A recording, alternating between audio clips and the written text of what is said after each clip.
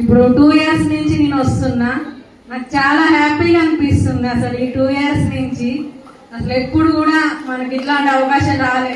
నేను చదువుకున్నా కానీ మా అమ్మకి ఇలా చేయడం నాకు రాలేదు అవకాశం, కానీ నాకు వచ్చింది. చాలా ఎమోషన్గా అనిపించింది నాకు. నా కూతురు ఇదే స్కూలు, నా కొడుకు ఇదే స్కూలు. లాస్ట్ ఇయర్ ఇద్దరు చేశారు.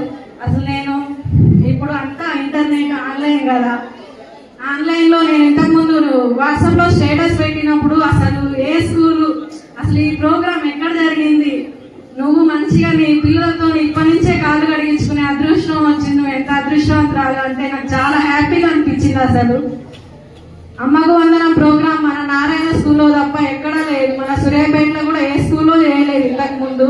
ఇప్పుడే చేసి మన నారాయణ స్కూల్లోనే చేస్తున్నారు. నాకు చాలా ఆనందంగా ఉంది. థ్యాంక్ యూ అండి.